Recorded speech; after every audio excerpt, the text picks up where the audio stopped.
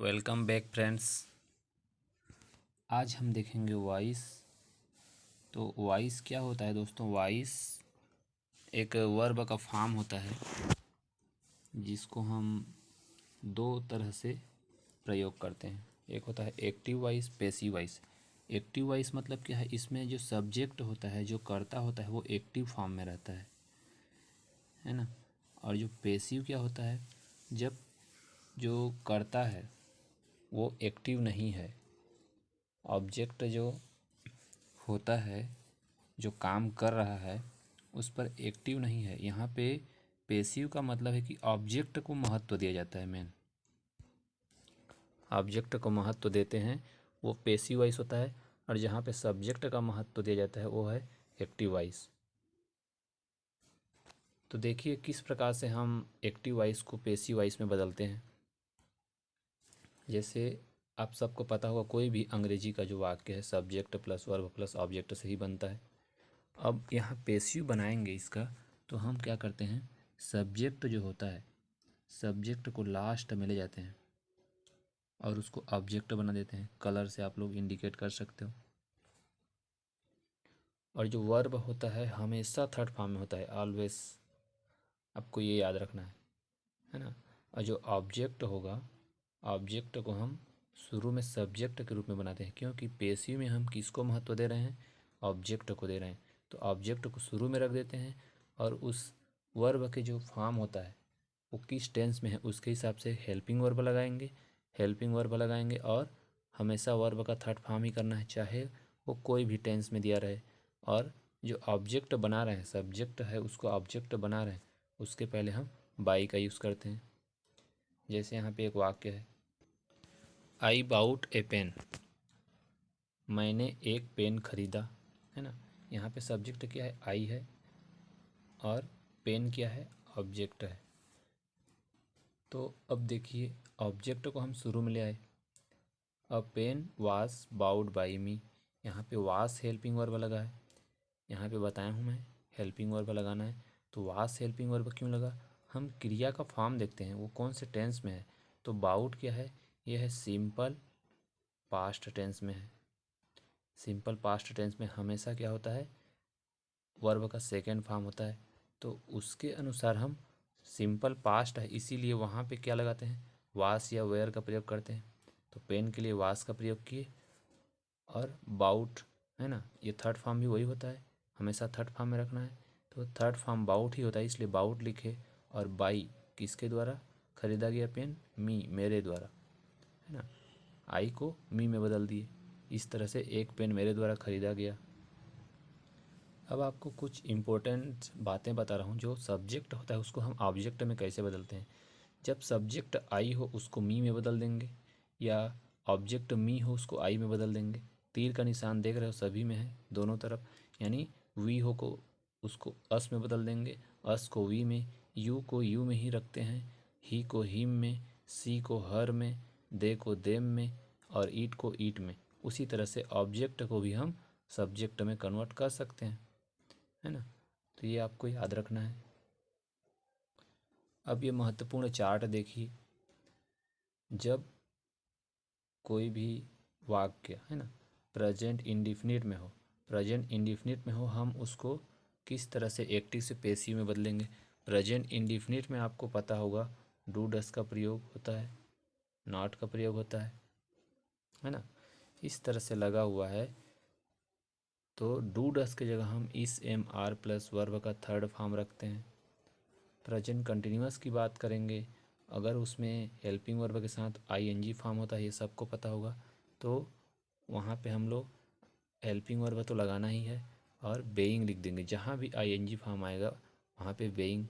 और देखिए हमेशा आपको याद रखना है वर्ब का थर्ड फॉर्म ही रहेगा सब जगह, ठीक है।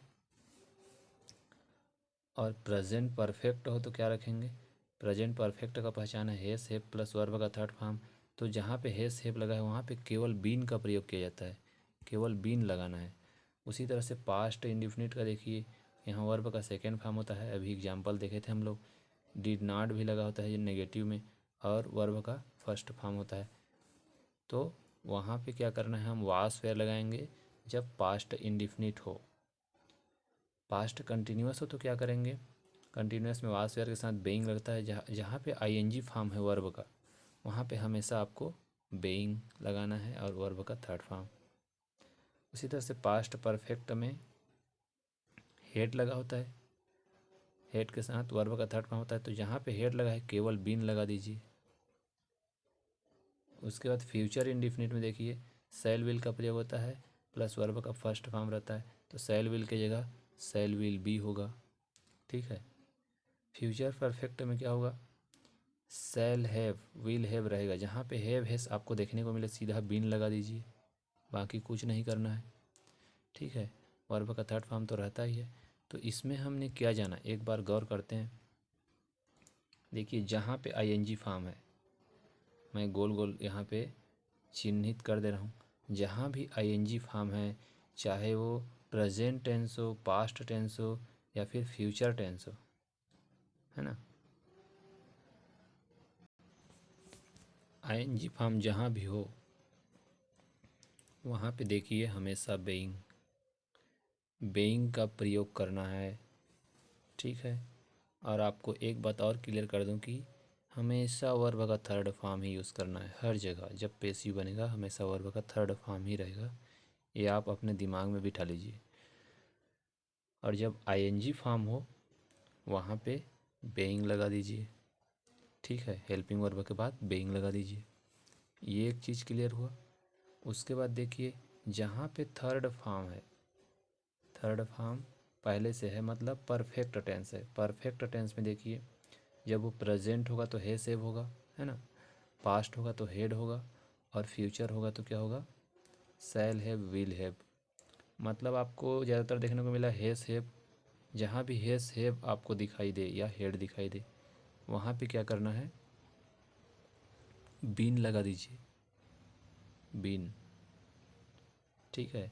तो ये इसका ट्रिक है दोस्तों, आपको याद रखना है। जहाँ भी हैज़ हैव दिखाई दे रहा है वहाँ पे बीन। और एक चीज़ आपको ध्यान रखने वाली फ्यूचर टेंस में है, जो फ्यूचर टेंस का सिंपल होता है शैल विल के बाद बी लगाना है, ये नहीं भूलना है आपको। ये इसका हेल्पिंग वर्ब है, जैसे यहाँ वास वेयर लगा रहे थे और यहाँ इस एम आर लगा रहे थे। तो आपको मैंने ट्रिक बताया। ट्रिक में क्या क्या बताया कि जहाँ भी आपको आईएनजी फॉर्म दिखाई दे वर्ब का, चाहे कोई सा भी टेंस हो, आप हेल्पिंग वर्ब के साथ जो है बेइंग लगा दीजिए। हेल्पिंग वर्ब कैसे लगेगा, जो भी टेंस है उसके हिसाब से हेल्पिंग वर्ब लगेगा। प्रेजेंट होगा तो इस एम आर, और पास्ट होगा तो वास वेयर, और फ्यूचर होगा तो शैल विल, है ना। अब यदि परफेक्ट टेंस है, परफेक्ट टेंस यानी हैज़ हैव जहाँ आपको दिखाई दे, हैज़ हैव, और फ्यूचर के केस में क्या दिखाई देगा आपको, सॉरी पास्ट टेंस में क्या दिखाई देगा, हेड दिखाई देगा। जब ये तीनों शब्द आपको दिखाई दें एक्टिव में, तो पेसिव बनाते समय इनके जस्ट बाद में हमको बीन लगा देना है, और वर्ब का तो थर्ड फॉर्म रहेगा ही। तो इसका एक शॉर्ट ट्रिक है, आप अपने दिमाग में बिठा लीजिए। अब हम देखते हैं कुछ प्रेजेंट टेंस के एग्जाम्पल जिसको हम वॉइस में चेंज करते हैं। देखिए सी राइट्स अ लेटर, है ना, सी यहाँ पे सब्जेक्ट है, तो सब्जेक्ट को हम सबसे लास्ट में ले जाते हैं, ये तो पता ही है, ले गए। और जो ऑब्जेक्ट है अ लेटर, इसको हम सब्जेक्ट बना लिए। तो अ लेटर राइट्स है, देखिए तो यहाँ पे एस या ई एस किसका पहचान है, प्रेजेंट सिंपल का, तो यहाँ पे इस एम आर का प्रयोग होता है। और जो ये इस एम आर है जो हेल्पिंग वर्ब है, किसके अनुसार चेंज होगा, यहाँ पे जो हम सब्जेक्ट बना रहे हैं उसके अनुसार चेंज होता है। तो अ लेटर के लिए क्या बन गया, इस हेल्पिंग वर्ब, और रिटर्न हो जाएगा, ये थर्ड फॉर्म हमेशा रहेगा, है ना। इस तरह से क्या हो गया, a letter is written by her. उसके बाद सी सिंगिंग अ सॉन्ग, है ना, सी यहाँ पे सब्जेक्ट है, इस और सिंगिंग देखो आईएनजी फॉर्म आया है, यहाँ पे हमको आँख मूंझ के बेइंग फॉर्म लगा देना है ना। और सॉन्ग को हमको ऑब्जेक्ट को सब्जेक्ट बना लीजिए, तो क्या हो जाएगा, a song is being sung by her. उसी तरह से अगला है I have bought a car, have perfect form है ये, तो क्या होगा, अ कार हैव बीन, है ना, बाउड बाई मी। ठीक है, देखिए यहाँ पे हैव की जगह हैस हो गया है, क्यों हो गया है, आई के लिए हम हैव का प्रयोग करते हैं हेल्पिंग वर्ब, लेकिन अब कार क्या हो गया है, यहाँ पे सब्जेक्ट बन गया है, जो ऑब्जेक्ट था वो सब्जेक्ट हो गया है, तो कार के लिए हेल्पिंग वर्ब क्या लगेगा, हैस लगेगा यहाँ, इसीलिए हैव की जगह हैस लगा दिए। तो यही बात आपको ध्यान देना है कि जब ऑब्जेक्ट हो उसके अनुसार हम हेल्पिंग वर्ब लगाते हैं। A car has been bought by me. ठीक है, अब और देखिए कुछ पास्ट टेंस के एक्टिव से पैसिव कैसे बनाते हैं। रवि स्टोल माई पेन, देखो स्टोल है, सेकेंड फॉर्म है, तो मतलब पास्ट है ये, तो माई पेन पहले हुआ क्योंकि ऑब्जेक्ट है, इसको हम सब्जेक्ट बना रहे हैं। My pen was stolen by Ravi, है ना, थर्ड फॉर्म लगाए और ये हेल्पिंग वर्ब लगाए पेन के हिसाब से।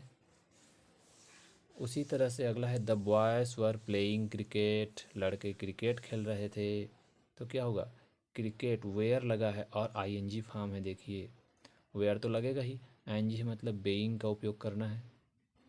देखिए cricket was being played by the boys, तो हम बेइंग क्यों लगाए, जहाँ पे आईएनजी फॉर्म है उसके पहले हम बेइंग लगाते हैं, और हमेशा वर्ब का थर्ड फॉर्म है, ये बात आपको नहीं भूलना है। अगला है she had written a letter, she had written a letter, had किसका फॉर्म है, ये प्रेजेंट पास्ट परफेक्ट का ये पहचान है, तो हम क्या करते हैं, हेड जहाँ पे रहेगा बीन लगा देते हैं। देखिए letter had been written by her, सी का जो जब पेशी में बनाएंगे तो उसके लिए हर प्रयोग करते हैं। अब देखते हैं कुछ फ्यूचर के एक्टिव से पेसिव। आई शैल प्ले फुटबॉल, फर्स्ट फॉर्म है, शैल के बाद आपको हेल्पिंग वर्ब लगाना है ना।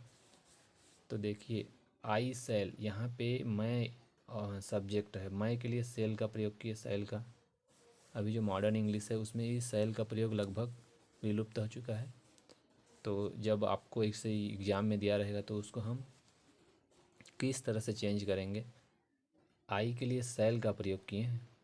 तो उसी तरह से फुटबॉल यहाँ ऑब्जेक्ट है ना, ऑब्जेक्ट को हम सब्जेक्ट बना दिए, फुटबॉल विल हो गया, football will be played by me, है ना, जहाँ पे फर्स्ट फॉर्म हो, फर्स्ट जो सिंपल टेंस है परफेक्ट का, फ्यूचर का सिंपल टेंस में हम क्या करते हैं, शैल के बाद बी लगाते हैं, या पे ऑब्जेक्ट के बाद जो है विल लगा है, क्योंकि ऑब्जेक्ट के अनुसार हम इस शैल विल को लगाते हैं, जो हेल्पिंग वर्ब है उसके बाद बी फॉर्म लगाना है, और वर्ब का थर्ड फॉर्म बाई मी। अगला देखिए, वह अगले महीने तक इस प्रोजेक्ट को पूर्ण कर चुका होगा। ही will have completed this project by next month.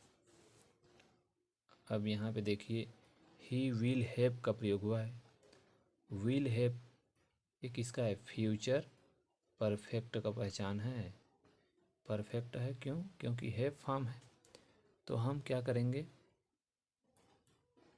ये क्या है, ऑब्जेक्ट है पूरा, है ना, तो यहाँ पे देखो डबल ऑब्जेक्ट का प्रयोग किया गया है, दिस प्रोजेक्ट एक ऑब्जेक्ट है और द नेक्स्ट मंथ एक ऑब्जेक्ट है। जब डबल ऑब्जेक्ट हो इस तरह से, तो हम जो इनडायरेक्ट ऑब्जेक्ट होता है उसको पहले यूज़ करते हैं, एक डायरेक्ट ऑब्जेक्ट होता है, आगे बताऊंगा आपको।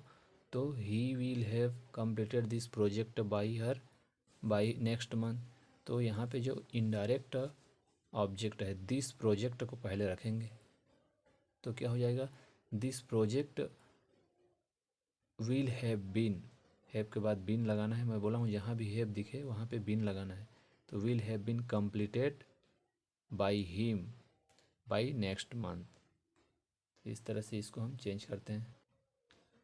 देखिए डबल ऑब्जेक्ट के बारे में आपको बता रहा हूँ मैं, जहाँ पे डबल ऑब्जेक्ट दिया रहे वहाँ पे किस तरह से हमको प्रयोग करना है। उसने मुझे एक पेन दिया, he gave me a pen. देखो ही तो यहाँ सब्जेक्ट है, गेव वर्ब है, मी एक ऑब्जेक्ट है और अ पेन एक ऑब्जेक्ट है। अब देखिए indirect object, he gave me मतलब किसको दे रहा है, मेरे को दे रहा है, और जो मुख्य ऑब्जेक्ट क्या है, पेन है, उसको दे रहा है मेरे को। ये डायरेक्ट ऑब्जेक्ट है। तो हमेशा जो है, जो लिविंग थिंग्स होता है, जो सजीव होता है, उसको हम इनडायरेक्ट ऑब्जेक्ट में रखते हैं, और जो नॉन लिविंग होता है उसको हम डायरेक्ट ऑब्जेक्ट में रखते हैं। ठीक है, ये बात आपको ध्यान रखना है। तो जो लिविंग थिंग्स है उसको हमको पहले रखना होगा। यहाँ पे देखो, he gave me a pen, है ना, उसमें बताया तो I was given a pen by him. Me के लिए क्या प्रयोग किया, सब्जेक्ट जब बनाए मी का आई हो जाता है, आई वास, है ना। क्यों वास लगाए, क्योंकि ये पास्ट टेंस का जो सिंपल फॉर्म है ना, indirect sorry indefinite, past indefinite tense है ना, पास्ट सिंपल ही बोलते हैं। तो जो गेव है ये उसका पहचान है, सेकंड फॉर्म है, तो उसके लिए वास लगाते हैं। तो I was given a pen by him, a pen was given to me by him, हम इसको भी रख सकते हैं, ये भी गलत नहीं है। अ पेन को पहले लिख दें, चाहे आई वास जो इनडायरेक्ट ऑब्जेक्ट है, तो दोनों को रख सकते हैं, लेकिन ज़्यादातर रखा जाता है इनडायरेक्ट ऑब्जेक्ट जो लिविंग थिंग्स है उसको पहले रखा जाता है। यदि हम a pen was given to me by him ऐसा भी लिखें तो कोई गलत नहीं है। इस तरह से हम दोनों ऑब्जेक्ट में से किसी को भी रख के दो तरह से बना सकते हैं। जब डबल ऑब्जेक्ट हो तो उसका पेशिव में दो तरह से बनता है। अब हम कुछ प्रैक्टिस क्वेश्चन देखते हैं विभिन्न एग्जाम में आए हुए। देखिए यहाँ पे दिया है the farmer prepared the field, है ना। प्रिपेयर्ड देखिए ये वर्ब का सेकेंड फॉर्म है। ये कौन सा टेंस है, पास्ट सिंपल टेंस। तो इसमें हम द क्या लिखेंगे, द फील्ड वास का प्रयोग करेंगे, द फील्ड वास प्रिपेयर्ड बाय द फार्मर। अब देखिए कहाँ है, द फील्ड वास प्रिपेयर्ड बाय द फार्मर, ये वाला होगा। द फील्ड वास बेइंग आया है, गलत हो जाएगा, है ना। द फील्ड वेयर नहीं होगा, the field were being prepared, being तो आएगा ही नहीं। इस तरह से पहला ऑप्शन हमारा सही हो गया। अगला क्वेश्चन देखते हैं, शर्मा वास क्लीनिंग द हाउस, है ना। देखो क्लीनिंग आ गया है, आपको बेइंग लगा देना है, ठीक है। और वास का प्रयोग है, मतलब हम ये कौन सा टेंस है, पास्ट में है, ठीक है। तो द हाउस वास being cleaned, the house was being cleaned by Sharma, the house was being, being खोजी पहले, इन दोनों में तो है ही नहीं। यहाँ पे देखिए the house was being cleaned by the Sharma, इस तो लगेगा कि नहीं, क्योंकि ये प्रेजेंट टेंस में होता है। अगला question, I bought a new shirt last week, क्या समझ आ रहा है इसमें, बाउट पास्ट टेंस है, ठीक है, वास का प्रयोग हुआ, है ना। I bought a new shirt last week, है ना। तो इसमें हम क्या लिखाएंगे, last week a new shirt was, है ना, बाउड बाई मी। आई का जो जब पेशी में बनाते हैं तो क्या हो जाता है, मी हो जाता है। लास्ट में इसमें आई है, दोनों तो होगा ही नहीं, है ना। Last week a new shirt was bought by me, ये वाला होगा क्या, बिल्कुल होगा। बिन फॉर्म तो आएगा ही नहीं, क्योंकि हमें जब हेड या हेज या हेव लगा रहता है तभी बिन का प्रयोग करते हैं।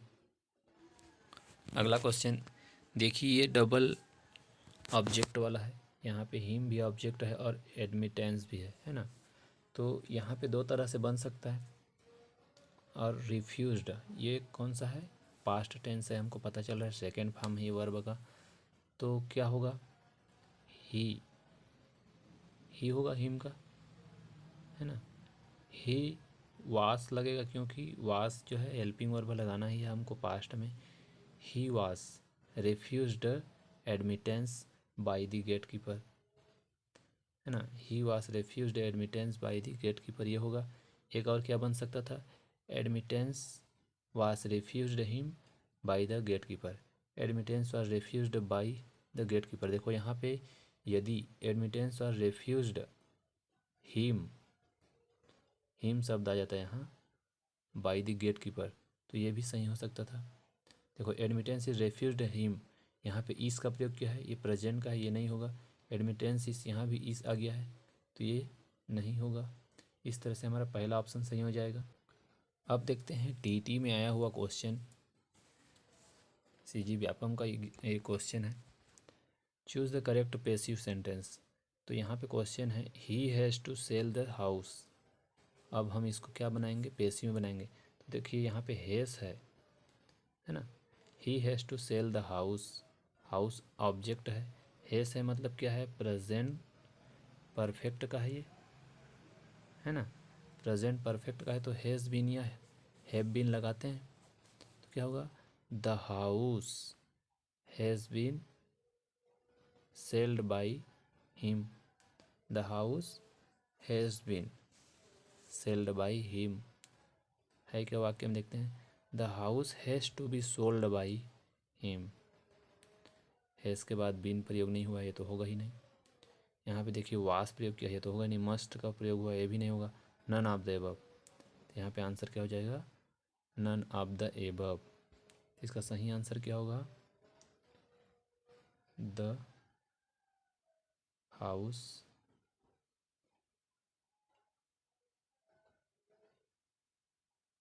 Has been, the house has been